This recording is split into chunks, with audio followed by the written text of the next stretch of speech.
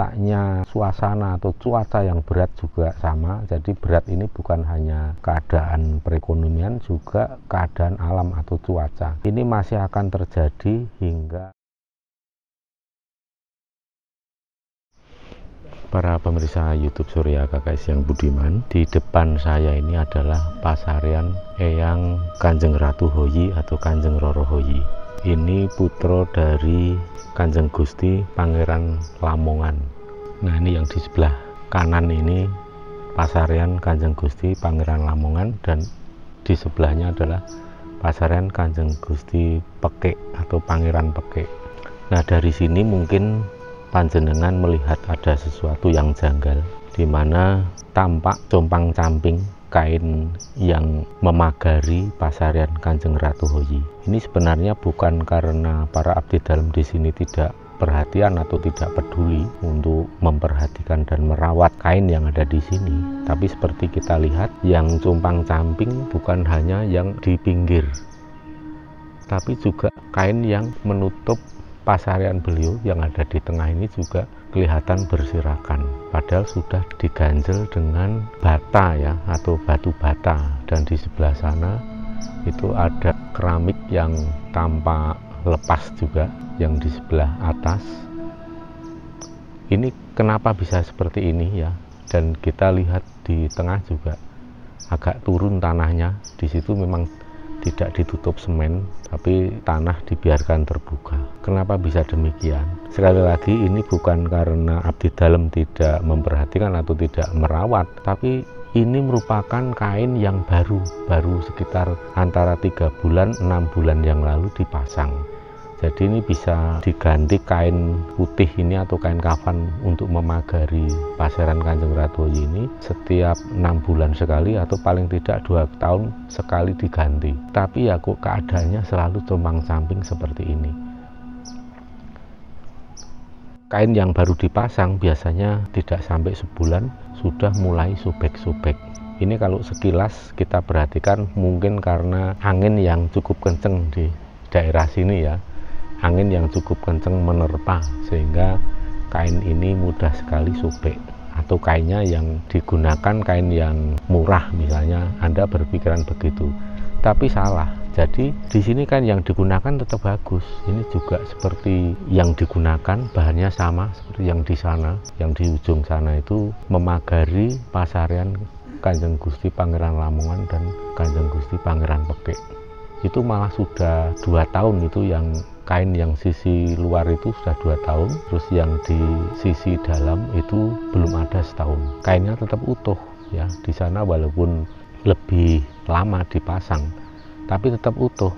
Dan itu tidak ada pengaruh karena ada pagar besinya terus tidak sobek ya, enggak. Itu kalau kita lihat itu kena terpaan angin juga mubat mabit ya, tetap terhempas. Bahkan yang di sebelah sana itu sampai kainnya terbalik, sampai berada di sisi luar semua itu. Kain yang ada di dalam menjadi di sisi luar karena terhempas angin. Tetapi sama sekali tidak ada yang sobek. Sedangkan kita lihat di sini sobek semua. Nah, ini kenapa? Jadi kalau saya jelaskan, ini adalah keprihatinan Kanjeng Ratu Hoyi. Jadi beliau ingin menceritakan bagaimana kesederhanaan beliau dan laku prihatin beliau sewaktu masih hidup. Nah, pada saat beliau masih remaja, dipingit oleh Amangkurat Agung akan diperistri, akan digarwo. Namun kemudian beliau jatuh cinta dan saling mencintai dengan Pangeran Timur, Kanjeng Gusti Pangeran Timur, putra dari Amangkurat Agung. Yang ada di sebelah tengah itu makamnya, nanti saya tunjukin. Saya lanjutkan dulu mengenai kain yang compang-camping ini. Ini merupakan kesaksian atau beliau ingin menyampaikan sebuah pesan kepada orang-orang yang sekarang masih hidup, bahwa betapa beliau dalam menjalani kehidupan penuh kesederhanaan, dan beliau mengalami juga peristiwa yang sangat memilukan atau boleh dibilang ya cukup tragis ya, karena beliau jatuh cinta dengan Pangeran Timur. Itu dianggap sebagai sesuatu yang terlarang atau tindakan yang terlarang, sehingga beliau berdua harus dihabisi, beliau berdua harus dihilangkan nyawanya. Ini kan sebuah penderitaan yang luar biasa, karena apa salahnya beliau berdua itu saling jatuh cinta. karena tidak bisa direncanakan juga karena jatuh cinta beliau berdua antara Kanjeng Rorohoyi dengan Kanjeng Pangeran Timur itu ya terjadi begitu saja secara alami ketika terjadi perjumpaan pertama, tatapan pandangan mata yang pertama, mereka berdua langsung sama-sama jatuh hati. Dan sebagai bentuk kesetiaan Kanjeng Rorohoyi kepada Kanjeng Gusti Pangeran Timur, ketika beliau dipaksa, Kanjeng Gusti Pangeran Timur dipaksa untuk menyudahi atau menghabisi Kanjeng Rorohoyi, tapi semua rencana Amangkurat Agung diketahui oleh Kanjeng Rorohoyi, sehingga waktu Kanjeng Gusti Pangeran Timur dipaksa untuk menghunus keris masuk ke dalam kamar Kanjeng Rorohoyi, tapi Kanjeng Rorohoyi sudah terlebih dahulu mengakhiri hidup, karena jika melihat kekasih hatinya nanti yang melakukan perbuatan yang terpaksa dan bukan yang diinginkan, pasti sangat tidak tega dan akan memilukan hatinya. Maka daripada keadaan itu terjadi, lebih baik Kanjeng Ratoyi mendahului untuk mengakhiri hidup, dan akhirnya sama-sama beliau berdua mengakhiri hidup. Itulah kisah dari sejarah yang mungkin selama ini tidak banyak diketahui orang. Nah, ini semua bisa kita petik hikmahnya, bahwa segala sesuatu yang sifatnya alami, natural atau suci bisa saja semua itu hancur oleh karena adanya paksaan sebuah kekuasaan dan angkara murka. Nah, di sini Kanjeng Ratoyi juga memberikan kesan dan pesan kepada semuanya.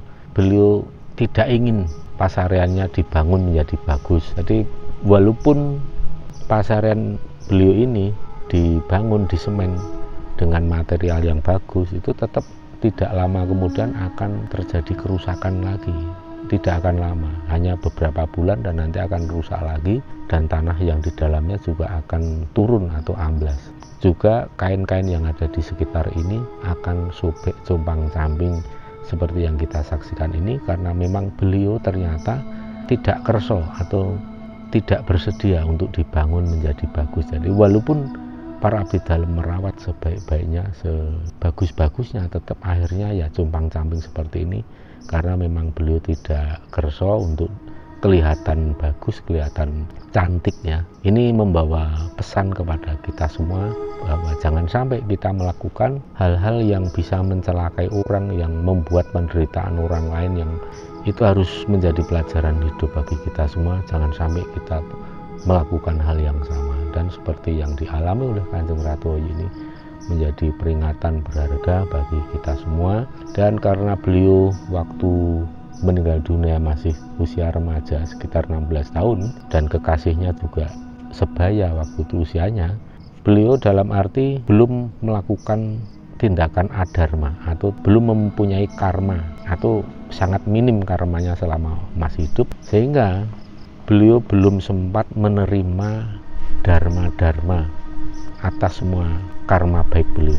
Nah, jadi karena selama masih hidup beliau belum pernah menerima dharma, pada akhirnya setelah beliau jadi leluhur, beliau menjadi leluhur yang sangat murah hati. Ibaratnya kita minta satu akan diberi dua, bahkan minta satu diberi 3 atau 4 kelipatan. Itulah beliau Kanjeng Ratoyi, sangat pemurah hatinya. Maka amat sangat bagus untuk doa kita semua apabila panjenengan merasa hak-haknya dirampas oleh orang lain yang tidak memiliki hak, dan Anda yang sedang mengalami sebuah penderitaan. Nah, sekarang pemirsa akan saya ajak ke tempat Kanjeng Gusti Pangeran Lamongan dan Kanjeng Gusti Pangeran Peke untuk melihat bagaimana kondisi kain kafan. Ya, kita saksikan. Para pemirsa, ini di depan saya persis ini, yang kecil ya, ini pasarean Kanjeng Pangeran Timur, kekasih Kanjeng Rorohoyi. Beliau memang dibuat kecil seperti ini batu nisannya karena untuk memberikan bahasa isyarat atau informasi bahwa beliau ini wafat atau gugur semasa usianya masih remaja. Beliaulah kekasih Kanjeng Rorohoyi. Terus kemudian yang di sebelah kanan yang ada kain kafan putih itu adalah Kanjeng Ratu Lembah. Beliau adalah saudagar yang terkenal, dan beliau juga Kanjeng Ratu yang asalnya dari Surabaya atau Jawa Timur. Terus yang di depan saya ini Ya, ini yang tadi saya sampaikan kepada para pemirsa, yang sebelah sana itu adalah Kanjeng Gusti Pangeran Bekik, dan yang sebelah kiri adalah Kanjeng Gusti Pangeran Lamongan. Kanjeng Gusti Pangeran Lamongan inilah ayah dari Kanjeng Roro Hoyi, dan Kanjeng Gusti Pangeran Bekik ini juga masih pamannya dari Amangkurat Agung. Tetapi semua leluhur yang di sini semuanya ditumpas kelor atau dibuat gugur atau ditewaskan oleh Amangkurat Agung. Dan di luar pasaran ini masih juga terdapat banyak pasarian leluhur yang juga dulu adalah penderek atau pengikut dari Kanjeng Gusti Pangeran Lamongan, Kanjeng Gusti Pangeran Bekik, dan Kanjeng Roro Hoyi. Nah, di situ kita lihat ya para pemirsa, kita lihat kain kafan di tempat Kanjeng Gusti Pangeran Lamongan. Lihat ya, ini tampak utuh sekali, tidak ada yang sobek sedikit pun. Ini yang sebelah depan ya, ini juga kondisinya utuh, tidak ada yang sobek. Kemudian yang di sebelah kanan ini juga utuh, padahal kalau kita lihat ya di sini sama, anginnya juga kenceng, tetapi kainnya tidak sobek, tidak ada yang sobek ya. Ini masih utuh, dan kain itu sudah 2 tahun dipasang di situ. Yang sebelah dalam untuk melapisi bagian dalam seperti ini belum ada setahun, tetapi yang sebelah luar sudah 2 tahun, tetapi kondisinya tetap utuh, tidak compang-camping seperti kain kafan yang memagari pasarian Kanjeng Ratu Hoyi.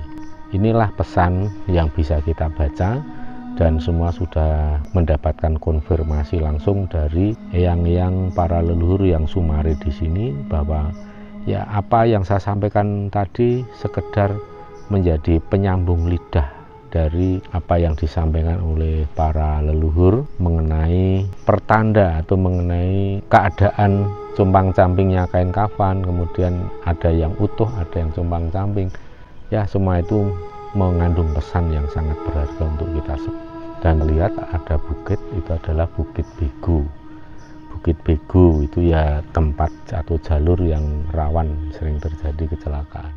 Para pemirsa, melalui kesempatan ini juga saya akan menyampaikan pada sedulur-sedulur semua bahwa kita akan masih melewati situasi dan kondisi yang berat, puncak berat boleh dibilang seperti itu. Puncaknya suasana atau cuaca yang berat juga sama. Jadi berat ini bukan hanya keadaan perekonomian, juga keadaan alam atau cuaca. Ini masih akan terjadi hingga bulan Oktober ini dan bulan November, yaitu bulan depan. Tetapi nanti setelah bulan Desember semuanya akan menggeliat, semua akan merasakan angin segar, ada berbagai kemudahan. Tetapi apakah semua orang merasakan hal seperti itu? Tentu saja tidak, tetapi itu akan terjadi bagi siapapun, bagi orang-orang yang selama ini sudah merapatkan diri atau mendekatkan diri pada para leluhur, yang hatinya sudah semeleh, yang menyerahkan rasa sejati atau karping rasa atau guru sejati kita yang menjadi guidance atau pemandu langkah kita, sehingga guru sejati kita yang akan menerima bimbingan langsung dari para leluhur. Nah, dari situlah sikap semeleh manfaatnya luar biasa sekali. Justru dalam diri kita akan menjadi orang yang sak tiba-tiba nemu bejo, dan melewati semua kondisi yang berat ini akan menjadi mudah dan ringan. Jadi harap bersabar dan tetap semangat hingga bulan Oktober, November selesai, dan mulai Desember nanti semuanya akan mudah untuk dilalui, dan akan mulai ada harapan baru, ada angin segar, ada harapan-harapan yang bisa dilakukan untuk merubah keadaan menjadi lebih baik. Kemudian ada satu informasi juga yang penting saya sampaikan pada sedulur-sedulur, bahwa kemungkinan ini nanti menjelang pelantikan presiden ya, mulai tanggal 20-25, jika tidak diantisipasi, jika dibiarkan kondisinya menggelundung seperti ini terus, maka tidak menutup kemungkinan nanti akan terjadi demonstrasi besar-besaran yang dikelola oleh kelompok kecil, ya kelompok yang kecewa, atau ada yang menyebutnya sebagai anak abah itu, atau kelompok anak abah yang melakukan mobilisasi politik. Nah, silahkan, itu dalam dinamika demokrasi monggo sah-sah saja. Cuma yang harus diperhatikan, tetap gunakan nalar, gunakan akal sehat dalam mencerna semua informasi, jangan asal diterima, karena saat ini yang terjadi adalah terjadi efek gema. Nah, ini seperti apa efek gema? Jadi banyak informasi yang sifatnya hoax, yang sifatnya itu hanya provokasi atau narasi-narasi yang memang sengaja dibuat negatif dan miring dan terus diulang-ulang, itu kemudian menjadi resonansi yang menggaung berulang-ulang dan kemudian seolah-olah membuat kesan bahwa apa yang didengungkan oleh kelompok-kelompok tertentu yang mungkin itu berupa fitnah, berupa hasutan, itu adalah sebuah kebenaran. Jadi hati-hati, pesan saya untuk menerima informasi dari media sosial, karena media sosial saat ini banyak yang tidak bertanggung jawab, yang digarap oleh orang-orang yang menerima bayaran untuk memang membuat suasana menjadi lebih runyam, atau orang-orang yang ingin mencari panggung politik. Jadi untuk para pemirsa YouTube Surya KKS yang budiman, saya hanya mengingatkan saja supaya sikap kita harus lebih hati-hati dan bijaksana supaya tidak larut dalam situasi kondisi yang karut-marut. Ya, kita harus tetap menjadi orang yang semeleh, yang cermat lahir batin, yang bermono waskito, melihat situasi dan kondisi, jangan kagetan dan gumunan. Jadi harus tetap bijaksana dan tenang. Kalau kita punya sikap yang tenang, tidak kagetan dan gumunan, maka kita akan meminimalisir risiko terjadi salah langkah atau salah pilih, sehingga nantinya akan bisa berisiko membuat runyam keadaan panjenengan. Maka dari itu, mari kita lebih eling dan waspada menghadapi situasi yang kemungkinan terjadi. Biarkan nanti jika ada demo apapun, toh nanti para leluhur dan kita-kita semua yang peduli dengan bangsa ini tidak akan tinggal diam, tidak akan membiarkan semua itu terjadi untuk mengacaukan keadaan. Tentu saja kami juga akan menggunakan setiap kesempatan dan waktu untuk melakukan ritual, melakukan semadi doa, dan memohon doa restu leluhur, mohon kekuatan jagat raya semesta sang yang wenang untuk bisa meredam keadaan ini sehingga menjadi baik. Silahkan kalau memang mau memberikan kritik kepada pemerintah, lakukan dengan cara yang penuh tanggung jawab, tidak melakukan fitnah dan hoax, karena memang pemerintah itu butuh kritik, butuh masukan, maka ya jangan segan-segan jika memang ingin menyampaikan sesuatu yang sekiranya perlu ada perbaikan atau kritikan, sampaikan. Tetapi ingat bahwa jangan sampai terjadi anarkis. Kita semua mencintai NKRI, kita semua menjunjung tinggi semangat dan jiwa nasionalisme, karena dengan landasan nasionalisme cinta NKRI, maka Negara Kesatuan Republik Indonesia akan tetap jaya dan utuh. Jangan mau kita dipecah belah oleh kekuatan asing yang sangat mengharapkan Nusantara menjadi seperti balkanisasi, ya, akhirnya terpecah belah. Apalagi nanti imbas adanya konflik di Timur Tengah tentunya akan menciptakan kubu-kubu politik di berbagai kelompok dan negara. Maka jangan sampai kita larut dalam kubu-kubu kelompok fragmentasi seperti itu, karena itu sangat tidak berguna untuk negara kita, untuk kebangsaan kita, untuk kemajuan kemakmuran NKRI. Maka lebih baik mari kita cintai bersama NKRI dan mari kita doa bareng-bareng, kita ritual agar supaya keadaan nanti akan menjadi tenang dan baik, walaupun ada gejolak atau riak politik, tapi tidak akan menjadi sebuah huru-hara besar, dan biarkan itu berlangsung lebih damai, aman, tenang, dan menjadi bagian dari dinamika demokrasi kita, sehingga menjadi negara kesatuan Republik Indonesia yang lebih baik dengan mekanisme demokrasi yang tidak kualitas rendah, tetapi menjadi negara dengan demokrasi dengan kualitas tinggi. Demikian yang bisa saya sampaikan. Wilujeng Rahayu kang tinemu, bondolan bejo kang teka saking kersaning Gusti, Suradiraja ningrat lebur dening pangastuti, Rahayu sagung titah dumadi.